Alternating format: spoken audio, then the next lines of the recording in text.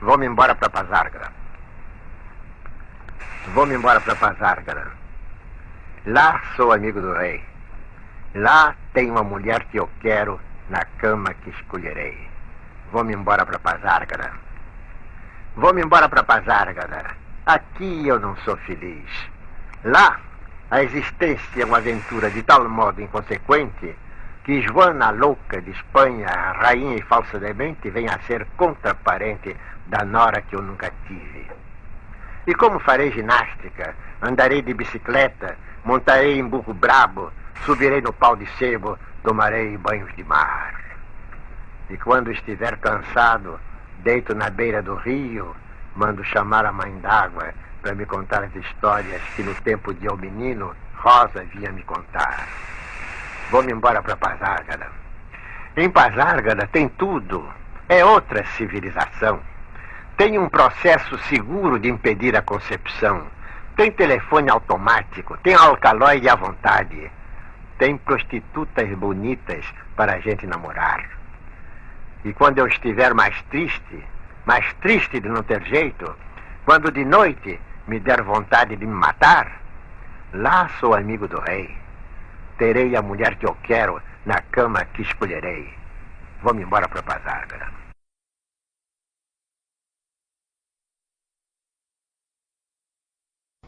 Rondal dos Cavalinhos. Os cavalinhos correndo e nós cavalões comendo. Tua beleza, Esmeralda, acabou me enlouquecendo. Os cavalinhos correndo e nós cavalões comendo. O sol tão claro lá fora e em minha alma anoitecendo. Os cavalinhos correndo e nós cavalões comendo. Alfonso Reis partindo e tanta gente ficando. Os cavalinhos correndo e nós cavalões comendo. A Itália falando grosso, a Europa se avacalhando. Os cavalinhos correndo e nós cavalões comendo. O Brasil politicando, nossa, a poesia morrendo, o sol tão claro lá fora, o sol tão claro, Esmeralda, e em minha alma anoitecendo. O último poema. Assim eu quereria o meu último poema, que fosse terno, dizendo as coisas mais simples e menos intencionais, que fosse ardente como um soluço sem lágrimas, que tivesse a beleza das flores quase sem perfume, a pureza da chama em que se consomem os diamantes mais límpidos, a paixão dos suicidas que se matam sem explicação.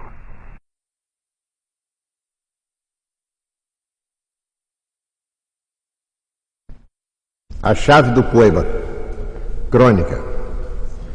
Declaro em público e raso que não sei o que é um poema concreto.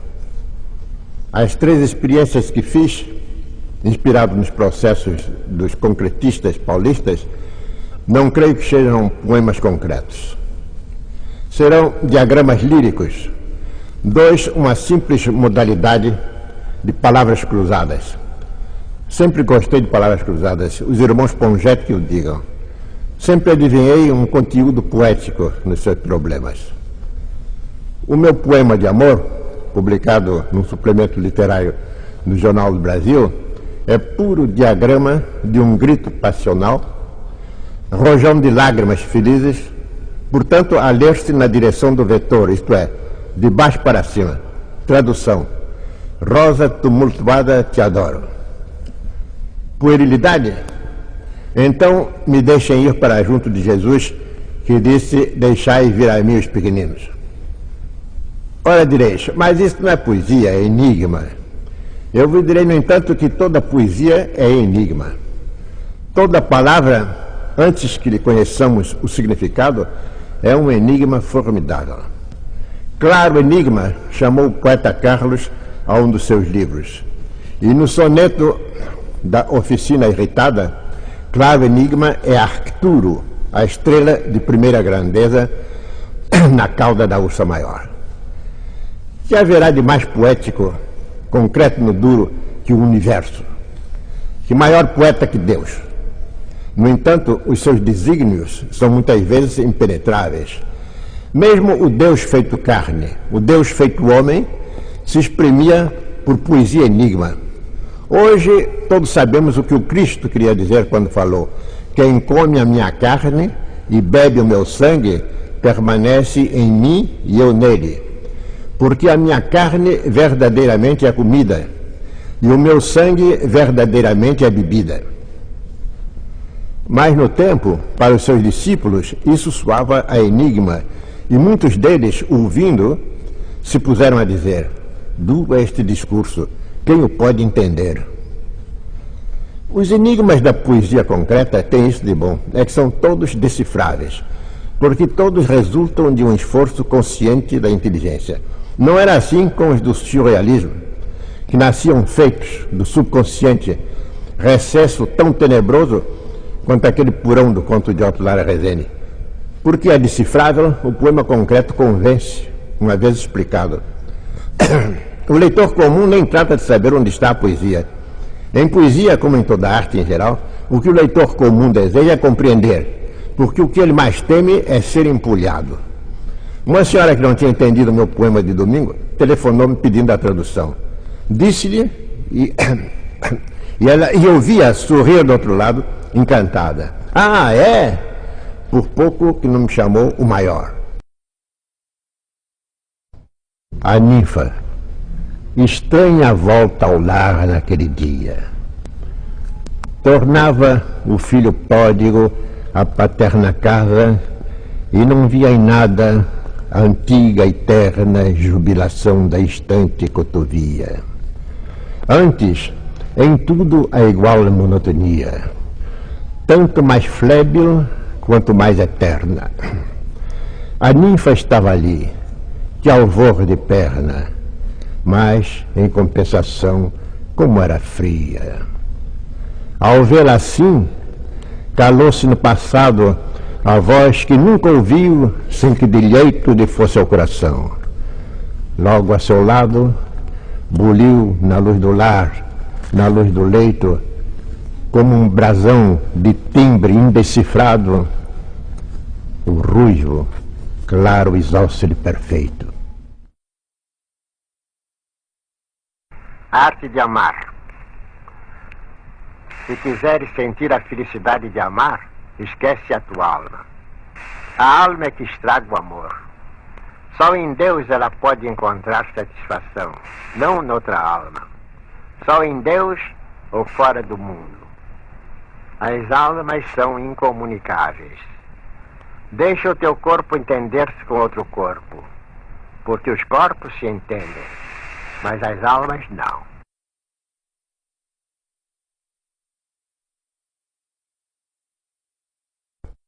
Birimbau.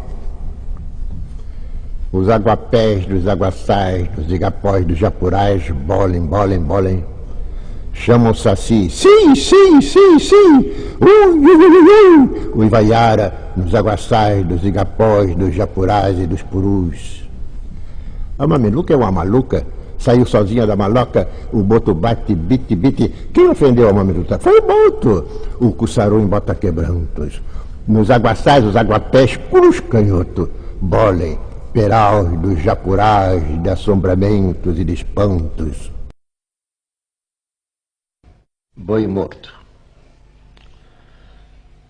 Como em turvas águas de enchente, me sinto a meio submergido entre destroços do presente, dividido, subdividido, onde rola enorme o boi morto, boi morto, boi morto, boi morto.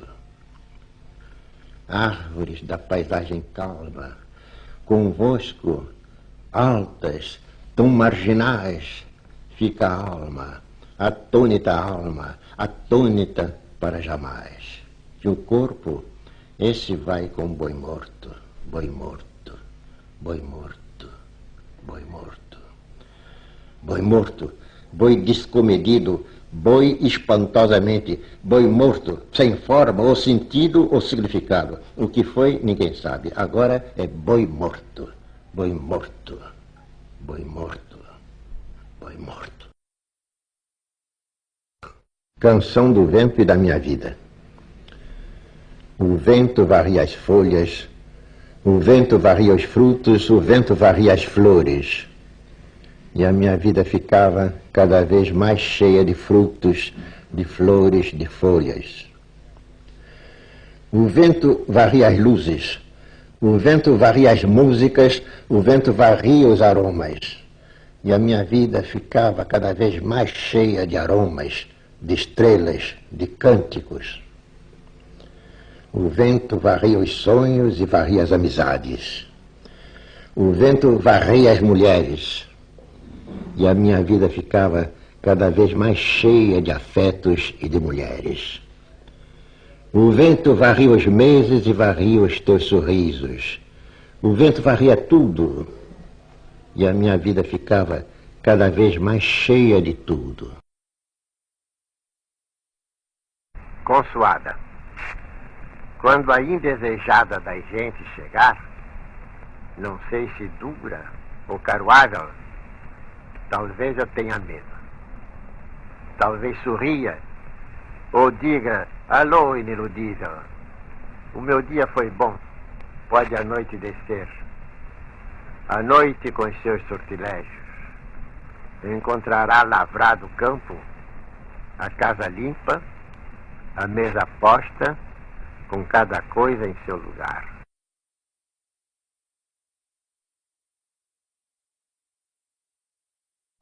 Estrela da manhã. Eu quero a estrela da manhã. Onde está a estrela da manhã? Meus amigos, meus inimigos, procurem a estrela da manhã. Ela desapareceu, e a nua, desapareceu com quem? Procurem por toda parte. Digam que sou um homem sem orgulho, um homem que aceita tudo, que me importa? Eu quero a estrela da manhã. 3 dias e 3 noites fui assassino e suicida, ladrão, pulha, falsária. Virgem mal sexuada, atribuladora dos aflitos, girafa de 2 cabeças, pecai por todos, pecai com todos. Pecai com os malandros, pecai com os sargentos, pecai com os fuzileiros navais, pecai de todas as maneiras, com os gregos e com os troianos, com o padre, com o sacristão, com o leproso de Poço Alto. Depois, comigo, te esperarei com mafuais, novenas, cavalhadas, comerei terra e direi coisas de uma ternura tão simples que tu desfalecerás. Procurem por toda parte, pura ou degradada até a última baixeza, eu quero a estrela da manhã. Evocação do Recife. Recife. Não a Veneza americana. Não a Mauritsstadt dos armadores das Índias Ocidentais. Não o Recife dos mascates. Nem mesmo o Recife que aprendi a amar depois. Recife das revoluções libertárias.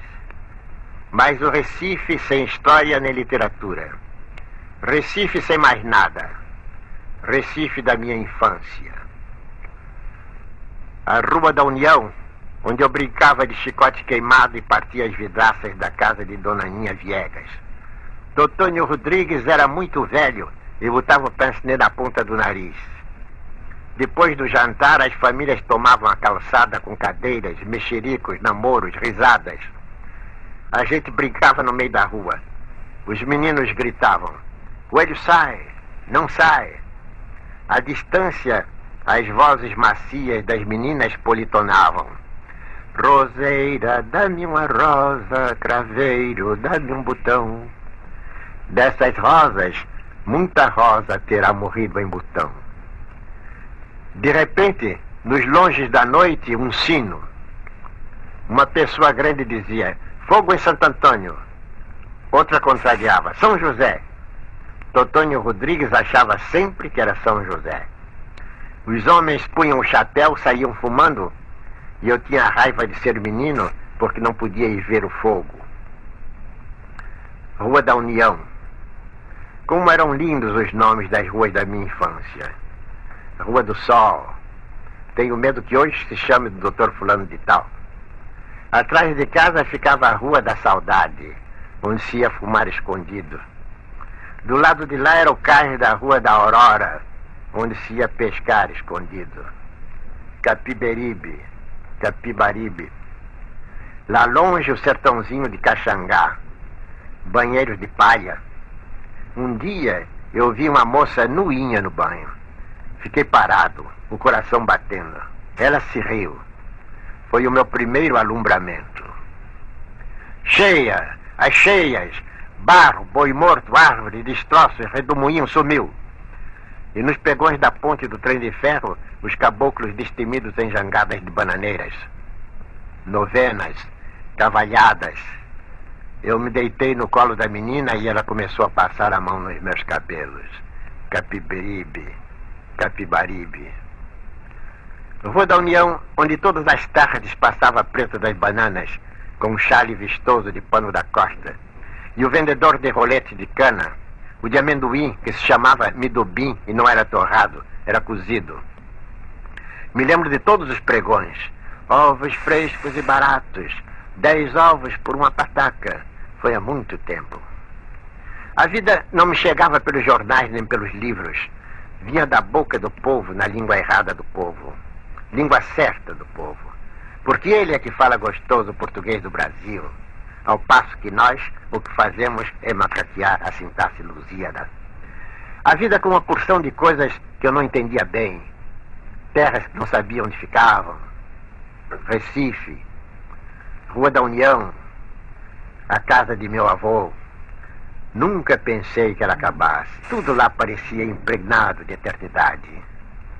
Recife, meu avô morto. Recife morto. Recife bom. Recife brasileiro como a casa de meu avô.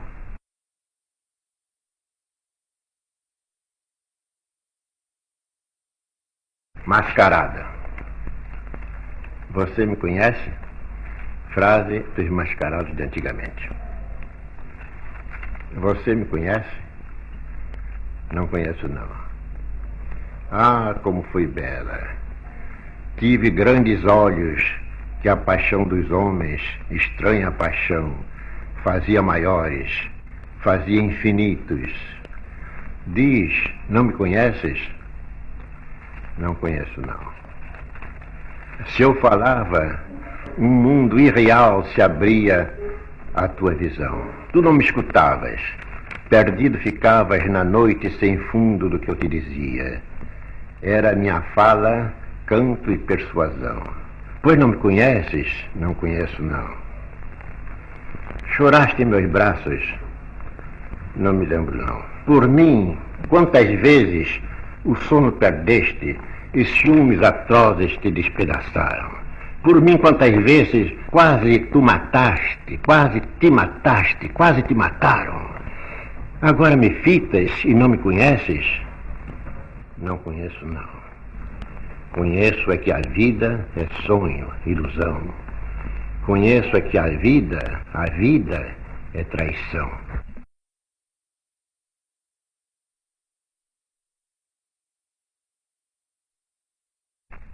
Maísa. Um dia pensei um poema para Maísa. Maísa não é isso, Maísa não é aquilo.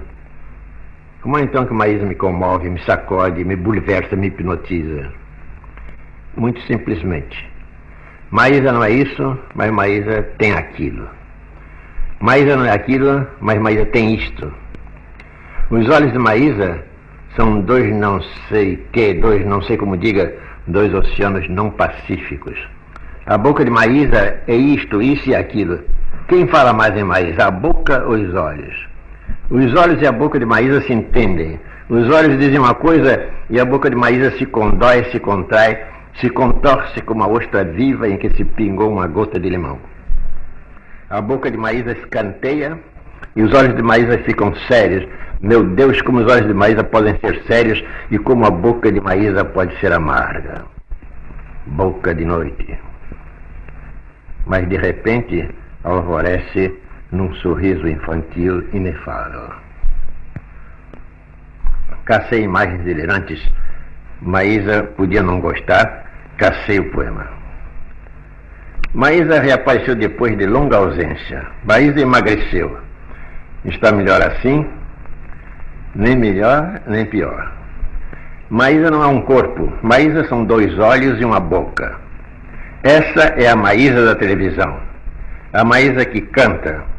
A outra eu não conheço. Não conheço de todo. Mas mando um beijo para ela.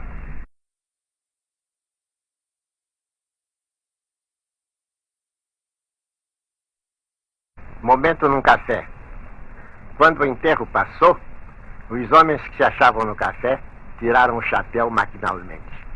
Saudavam o morto distraídos. Estavam todos voltados para a vida, absortos na vida, confiantes na vida. Um, no entanto, se descobriu num gesto largo e demorado, olhando o esquife longamente. Este sabia que a vida é uma agitação feroz e sem finalidade, que a vida é traição, e saudava a matéria que passava, liberta para sempre da alma extinta.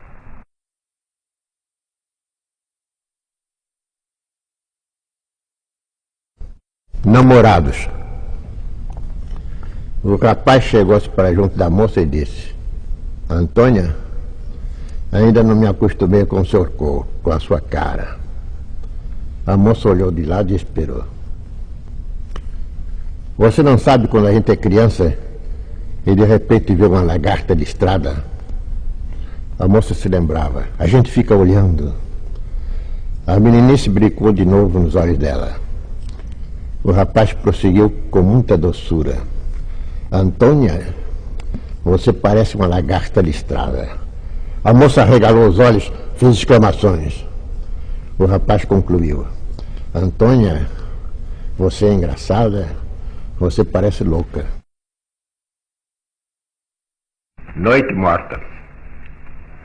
Noite morta. Junto ao poste de iluminação, os sapos engolem mosquitos. Ninguém passa na estrada, nem um bêbado. No entanto, há seguramente por ela uma procissão de sombras.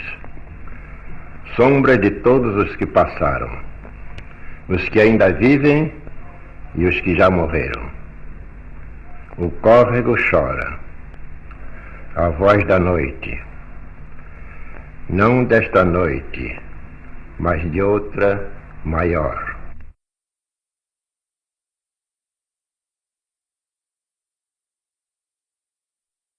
Noturno do Morro do Encanto.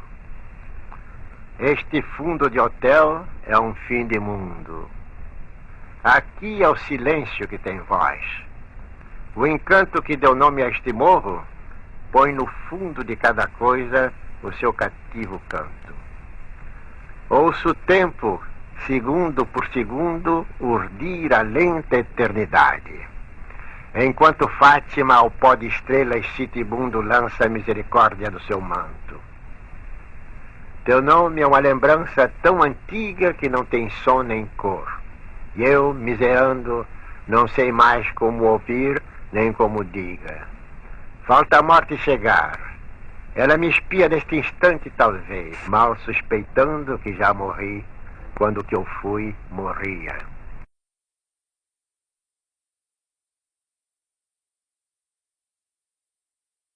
O cacto. Aquele cacto lembrava os gestos desesperados da estatuária. Laocoonte constrangido pelas serpentes. O Golino e os filhos esfaimados. Evocava também o seco nordeste, Carnaubás, Caatingas. Era enorme, mesmo para esta terra de feracidades excepcionais. Um dia, um tufão furibundo abateu pela raiz. O cacto tombou atravessado na rua, quebrou os beirais do casario fronteiro, impediu o trânsito de bondes, automóveis, carroças, arrebentou os cabos elétricos e durante 24 horas privou a cidade de iluminação e energia. Era belo, áspero, intratável. O rio. Ser como o rio que deflui silencioso dentro da noite. Não temer as trevas da noite. Se há estrelas nos céus, refleti-las. E se os céus se pejam de nuvens, como o rio, as nuvens são água, refleti-las também sem mágoa nas profundidades tranquilas.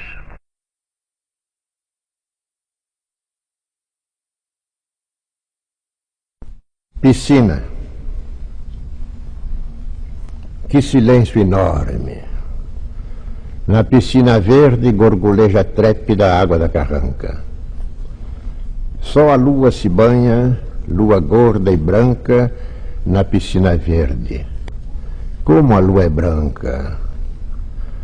Corre um arrepio silenciosamente na piscina verde. Lua ela não quer. O que ela quer, a piscina verde, é o corpo queimado de certa mulher que jamais se banha na espadana branca d'água da carranca. Poema só para Jaime Ovalle. Quando hoje acordei, ainda fazia escuro, embora a manhã já estivesse avançada. Chovia. Chovia uma triste chuva de resignação, como contraste consolo ao calor tempestuoso da noite. Então me levantei, bebi o café que eu mesmo preparei, depois me deitei novamente, acendi um cigarro e fiquei pensando. Humildemente pensando na vida e nas mulheres que amei. Lua nova. Meu novo quarto virado para o nascente.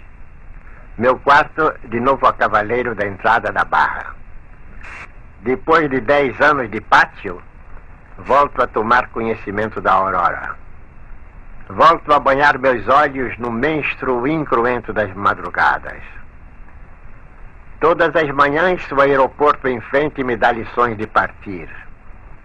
Hei de aprender com ele a partir de uma vez, sem medo, sem remorso, sem saudade. Não pensem que estou aguardando a lua cheia, esse sol da demência vaga e noctâmbula. O que eu mais quero, o de que preciso, é de lua nova.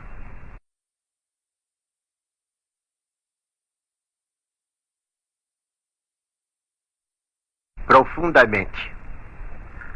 Quando ontem adormeci na noite de São João, havia alegria e rumor, estrondos de bombas, luzes de bengala, vozes, cantigas e risos ao pé das fogueiras acesas. No meio da noite despertei. Não ouvi mais vozes nem risos. Apenas balões passavam errantes silenciosamente. Apenas de vez em quando o ruído de um bonde cortava o silêncio como um túnel. Onde estavam os que há pouco dançavam, cantavam e riam ao pé das fogueiras acesas? Estavam todos dormindo. Estavam todos deitados, dormindo profundamente.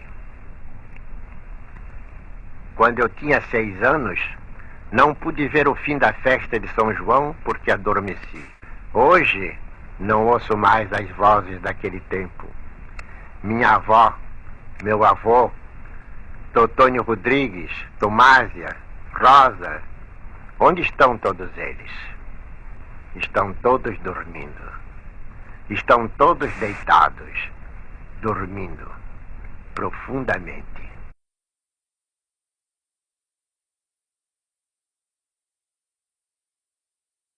No céu plúmbeo paira muito cotélite. Desmetaforizada, segredo de melancolia, não é agora o golfão de cismas, o astro dos loucos e dos namorados, mas que a lua deste fim de tarde, demissionária de atribuições românticas, sem show para as disponibilidades sentimentais. Fatigado de mais-valia, gosto de ti assim, coisa em si, satélite.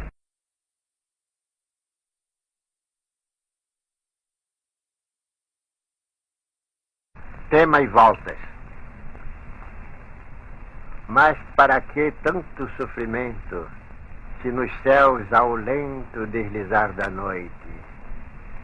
Mas para que tanto sofrimento, se lá fora o vento é um canto na noite?